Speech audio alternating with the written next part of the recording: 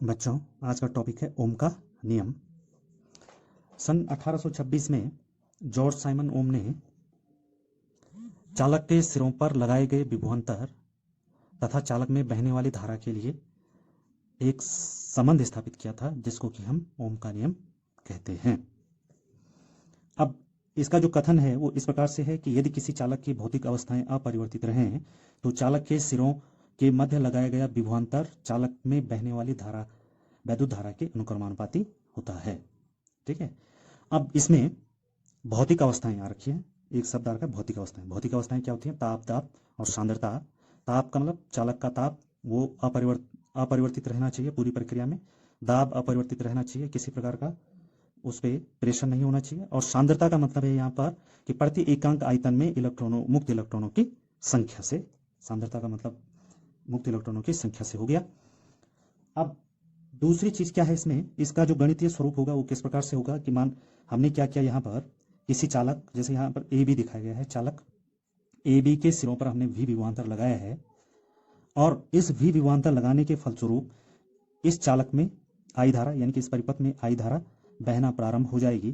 तो क्या होगा, जो माना यदि चालक के सिरों का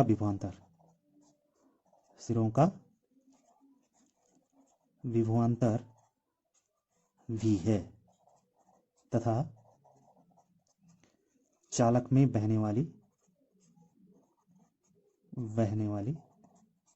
या प्रवाहित होने वाली धारा, बहने वाली धारा वैद्युत धारा क्या है? I है। तो ओम के नियम से क्या हो जाएगा? ओम के नियम से ये हो जाएगा V proportional to I। Clear हो गया? अब हम जानते हैं कि जहां पर हम प्रोपोर्शनलिटी का यानी कि अनुक्रमानुपाती का जो चिन्ह हटाते हैं तो उसके लिए एक नियतांक लगाते हैं। तो ठीक यहां पर भी हम वही करेंगे कि V इक्वल टू, यहां पर नियतांक लगाते हैं हम R इंटू I, जहां R एक नियतांक है, जिसे चालक का प्रतिरोध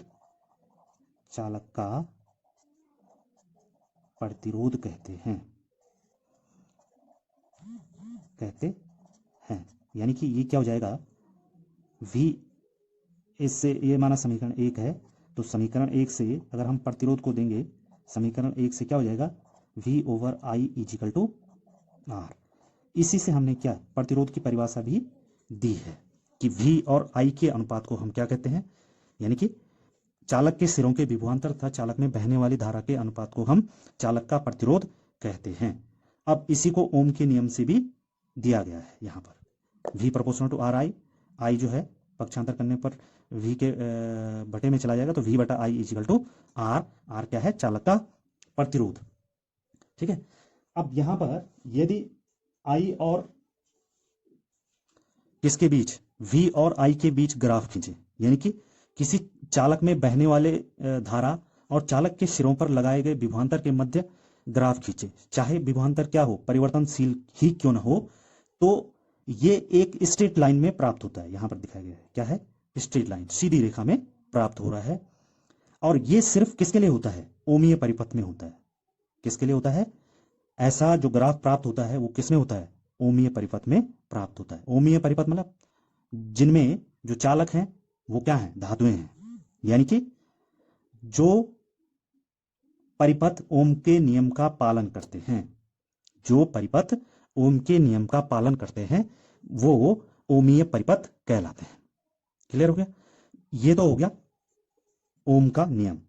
अब ओम के नियम का सत्यापन है यहां पर, यह है अनुगमन वेग के आधार पर ओम के नियम का सत्यापन। इसमें क्या किया हमने कि सर्किट के रूप में हम यही सर्किट ले लेंगे, भले यहां पर क्या कर लो, यहां पर जो सरफेस है इसको हमने जो क्रॉस सेक्शनल जो एरिया है उसको बी डैश मान लो। यहां पर क्या माना? बी डैश मान लिया। अब ये एक डेरिवेशन हो गया, एक हिसाब से क्या हो गया, सत्यापन डेरिवेशन के रूप में हो गया। क्लियर हो गया? तो इसमें क्या करेंगे, पहले हम डायग्राम को ध्यान में रखेंगे, यानी कि डायग्राम हमेशा हमने ध्यान में रखना है। उसी डायग्राम के आधार पर हम उस डेरिवेशन की प्रस्तावना यानी कि भूमिका बनाएंगे। और ये प्रस्तावना भाषा काफी इंपॉर्टेंट है। ये मैंने तुम्हें पहले भी बताया है कि किसी डेरिवेशन को हम 3 पार्ट में तैयार करेंगे। पहला पार्ट हमेशा उसका डायग्राम ध्यान में रखो और उसी डायग्राम के आधार पर उसकी प्रस्तावना यानी कि भूमिका बनाओ, यानी कि भाषा बनाओ, और उसके बाद उसका जो गणितीय पार्ट है उसको प्रारंभ करो। क्लियर हो गया? तो डायग्राम देखेंगे कि यहां पर हमने एक चालक लिया बी बी डैश, जिसकी लंबाई कितनी है? एल है। क्लियर हो गया? ये एल लंबाई का चालक है बी बी डैश। इसको हमने यहां पर इसी को हमने भाषा में लिख दिया कि माना धातु के एक तार की लंबाई एल और प्रतिच्छेद का क्षेत्रफल कितना है? ए है। प्रतिच्छेद क्षेत्रफल ए है। चालक के सिरों पर लगाया गया विभवांतर वी है। तो यहां डायग्राम में देखो, चालक के सिरों पर कितना विभवांतर लगाया हमने? वी विभवांतर लगाया। इसको हमने भाषा में लिख दिया कि चालक के सिरों पर लगाया गया विभवांतर वी है और इस वी विभवांतर लगाने के फलस्वरूप इसमें कितनी धारा प्रवाहित होने लग गई? आई धारा प्रवाहित हो रही है या आई धारा प्रवाहित होने लगती है। चालक के प्रति एकांक आयतन में, इसके प्रति एकांक आयतन में उपस्थित इलेक्ट्रॉनों की संख्या क्या है? एन है। और इन इलेक्ट्रॉनों को प्राप्त जो अनुगमन वेग है वो कितना है? वीडी है। उसको यहां लिख दो, इन मुक्त इलेक्ट्रॉनों का अनुगमन वेग कितना है? वीडी है। ठीक है। अब इससे पहले हम पढ़ चुके हैं अनुगमन वेग तथा धारा के मध्य संबंध को, तो उस संबंध को हमने यहां पर लिख दिया है कि अनुगमन वेग और धारा के मध्य क्या संबंध होता है? I equal to N E A V D. V D क्या है? अनुगमन वेग है। क्लियर हो गया? अब इसके बाद जब हम किसी चालक पर क्या बैटरी से जोड़ेंगे, विभवांतर स्थापित करेंगे, तो इसका एक अपना वैद्युत क्षेत्र भी होगा, यानी कि इस चालक पर एक वैद्युत क्षेत्र भी अप्लाई हो जाएगा, जिसकी दिशा कहां से कहां की होगी? धन श्रेणी से ऋण श्रेणी की ओर होगी। अब माना इसमें क्या ई वैद्युत क्षेत्र अप्लाई हो जाता है, तो ई वैद्युत क्षेत्र, अब ई वैद्युत क्षेत्र किस पर कार्य करेगा? जो मुक्त इलेक्ट्रॉन है, क्योंकि वो क्या है? आवेशित कण है। और हम जानते हैं कि वैद्युत क्षेत्र में आवेशित कणों पर एक बल क्या हो जाता है? लगना प्रारंभ हो जाता है या एक बल आरोपित होता है। ठीक है। अब क्या होगा? मुक्त इलेक्ट्रॉनों का आवेश, हम जानते हैं कि इलेक्ट्रॉनों का आवेश या इलेक्ट्रॉन पर आवेश ई होता है। अब चालक के सिरों पर, चालक के सिरों पर विभवांतर लगने के कारण, विभवांतर लगाए जाने के कारण, ये बैटरी से जोड़े जाने के कारण, लगाए जाने के कारण इन इलेक्ट्रॉनों पर, इन पर एक वैद्युत क्षेत्र ई आरोपित होगा, आरोपित होगा। क्लियर हो गया? अब हम चालक पर लगने वाले बल की गणना करेंगे और ये बल की गणना करेंगे हम सूत्र E equal to V over D से। यहाँ डी के स्थान पर चालक की लंबाई यानी कि चालक के सिरों के बीच की दूरी लेंगे, तो डी बराबर एल रख देंगे समीकरण में, तो E इक्वल टू हो जाएगा वी ओवर एल। ये आ जाएगा समीकरण नंबर 2। क्लियर हो गया? अब नेक्स्ट आएगा इसमें, इस वैद्युत क्षेत्र में जितने आवेश आएंगे उन पर एक बल क्या होगा? आरोपित होगा। वैद्युत क्षेत्र के कारण बल, किसी आवेशित कण पर लगने वाला बल। अब वो आवेशित कण यहां पर क्या लेंगे? मुक्त इलेक्ट्रॉन लेंगे। तो मुक्त इलेक्ट्रॉन पर इस वैद्युत क्षेत्र के कारण बल की गणना करेंगे। तो माना चालक के मुक्त इलेक्ट्रॉनों पर, चालक के मुक्त इलेक्ट्रॉनों पर, मुक्त इलेक्ट्रॉनों पर, इलेक्ट्रॉनों पर इस वैद्युत क्षेत्र के कारण, क्षेत्र के कारण कितना बल लगता है? F बल लगता है। F बल लगता है। तो इसे हम F बराबर Q इंटू E सूत्र से ज्ञात करेंगे, से ज्ञात करेंगे। और यहां पर ई बराबर आ जाएगा यहाँ पर, क्यू बराबर आ जाएगा ई, यानी कि इलेक्ट्रॉन का आवेश। यहाँ पर क्या हो जाएगा, यहाँ क्यू बराबर ई है, इस वैल्यू को इसमें रख देंगे तो ये आ जाएगा एफ बराबर, तो एफ बराबर कितना हो जाएगा, क्यू इज इक्वल टू ई, और ई की जगह समीकरण नंबर 2 से क्या रख देंगे, वी ओवर एल, या ये क्या हो जाएगा, एफ बराबर ई वी ओवर एल, इतना बल लगेगा। ये समीकरण नंबर 3 हो गया। ठीक है, अब ये जो समीकरण 3 का बल है, ये उन मुक्त इलेक्ट्रॉनों को एक त्वरण प्रदान करेगा। तो गति के द्वितीय समीकरण से हम त्वरण ज्ञात करेंगे। यह बल क्या मुक्त इलेक्ट्रॉनों को क्या करेगा, मुक्त इलेक्ट्रॉन को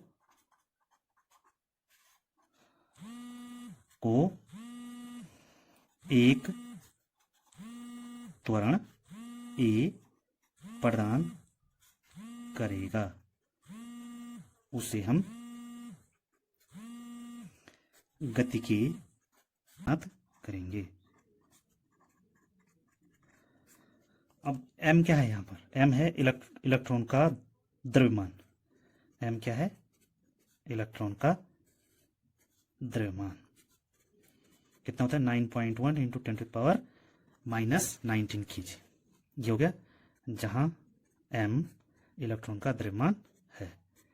ठीक है, तो हमने इस समीकरण से त्वरण ज्ञात करना है। तो a बराबर कितना हो जाएगा, a बराबर हो जाएगा f ओवर m।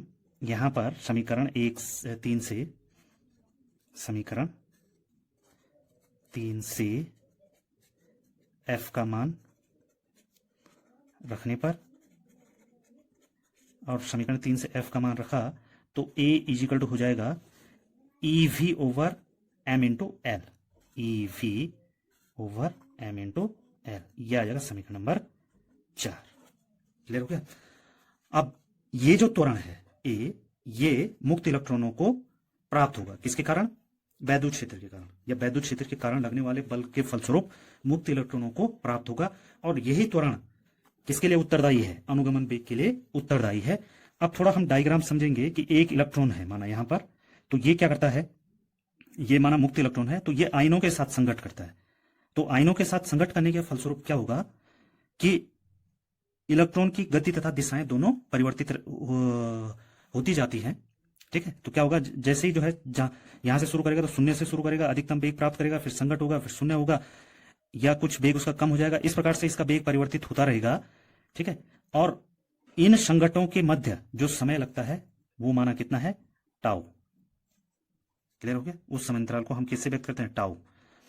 अब माना एक इलेक्ट्रॉन, माना ये कितने इलेक्ट्रॉन है, कितने मुक्त इलेक्ट्रॉन है, एन मुक्त इलेक्ट्रॉन है। एक मुक्त इलेक्ट्रॉन की हम चर्चा करें तो एक मुक्त इलेक्ट्रॉन का वेग, माना चालक में एन मुक्त इलेक्ट्रॉन है, एन मुक्त इलेक्ट्रॉन हैं जिनके वेग, जिनके प्रारंभिक वेग भी कह सकते हैं या ऊष्मीय वेग कहेंगे इनको, ऊष्मीय वेग जो कि मुक्त होने के बाद उनको प्राप्त होता है, ऊष्मीय वेग क्रमशः u1 u2 u3 dot dot un, वह संघट का समयांतराल या क्रमागत संघटनों का समयांतराल क्या है, tau 1 tau 2 tau 3 dot dot dot tau n। ठीक है, तो पहले इलेक्ट्रॉन के लिए, पहले इलेक्ट्रॉन को किसके कारण, वैद्युत क्षेत्र के कारण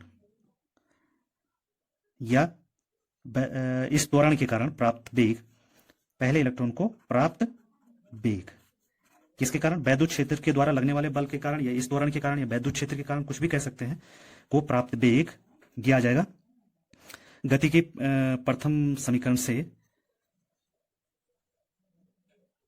यह आ जाएगा कितना, u1 plus a tau 1, tau 1 क्या हो गया, समयांतराल हो गया। तो इसी प्रकार सबको, सभी इलेक्ट्रॉनों को वेग प्राप्त होगा। इसी प्रकार अन्य को भी, पहले इलेक्ट्रॉन को प्राप्त वेग क्या हो जाएगा, u1 प्लस ए टाउ 1। इसी प्रकार अन्य को प्राप्त वेग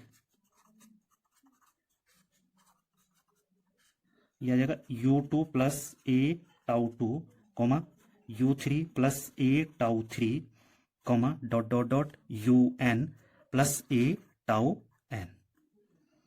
ठीक है, और इन्हीं वेगों का, इन वेगों का औसत जो है अनुगमन वेग कहलाता है। तो vd इजिकल टू कितना हो जाएगा, u1 plus a tau 1 plus u2 A tau 2 plus u3 plus a tau 3 dot dot dot, और कितने इलेक्ट्रॉन हैं, n इलेक्ट्रॉन है। तो इनका औसत वेग यानी कि वैद्युत क्षेत्र लगाए जाने के कारण, यानी कि विभवांतर लगाए जाने के कारण इलेक्ट्रॉनों, मुक्त इलेक्ट्रॉनों को प्राप्त होने वाला औसत वेग, वही अनुगमन वेग कहलाता है vd। तो यह आ जाएगा vd इजिकल टू आ जाएगा u1 plus u2 plus u3 dot dot dot un बटे n, और प्लस यह आ जाएगा ए tau 1 plus a tau 2 plus a tau 3 dot dot dot बटे n। ए टाउ n भी लिख सकते हैं इसको, ए टाउ n। क्लियर हो गया। तो यह आ जाएगा vd इजिकल टू इसका औसत, औसत उसमें भी ये होता है 0, और यह आ जाएगा a into tau 1 plus tau 2 plus tau 3 dot dot dot tau n बटे n, और इसको लिखते हैं श्रांतिकाल। दो क्रमागत टक्करों के मध्य का औसत समय ये कहलाता है श्रांतिकाल, और इसको टाउ से व्यक्त करते हैं। तो vd इजिकल टू आ जाएगा a टाउ। ये आ जाएगा समीकरण नंबर 5। ठीक है, अब समीकरण 5 में समीकरण 4 का मान रखेंगे। समीकरण 5 में समीकरण 4 का मान रखने पर यह सूत्र आ जाएगा vd equal to EV over ml into tau. ये जो संबंध है ये अनुगमन वेग, श्रांतिकाल और विभवांतर के मध्य का संबंध है। ये भी इंपॉर्टेंट है अपने आप में। क्वेश्चन नंबर, ये इक्वेशन नंबर 6 हो गया। ये क्या संबंध क्या हो गया, अनुगमन वेग, ये संबंध हो गया अनुगमन वेग, ये संबंध हो गया अनुगमन वेग विभवांतर व श्रांतिकाल के मध्य, काल के मध्य का संबंध होगा। क्लियर हो गया। अब ये समीकरण नंबर 6 का मान, यानी कि अनुगमन वेग का मान समीकरण 1 में रखेंगे। समीकरण 6 का मान समीकरण 1 में रखने पर, समीकरण 6 का मान समीकरण 1 में रखने पर, समीकरण 6 का मान समीकरण 1 में रखने पर, 1 में रखने पर समीकरण 1 क्या है, ये फिर से दे दो, I equal to NEA V into D. यहां से VD की वैल्यू इसमें रख देंगे तो क्या हो जाएगा, I इजिकल टू आ जाएगा NEA EV over M into L tau. Clear हो गया। और इसको हम लिख सकते हैं, या I equal to NE square A NE square A tau over ML into V। Clear हो गया। ठीक है, अब इसको पक्षांतर करने पर V बराबर हो जाएगा, या V बराबर ML over NE square A tau into I। यह आया समीकरण नंबर 7।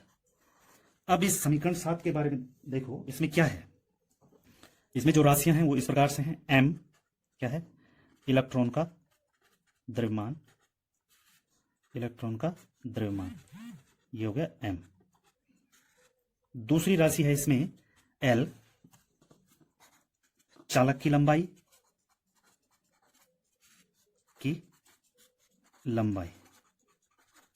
तीसरी राशि है इसमें n, मुक्त इलेक्ट्रॉन का घनत्व,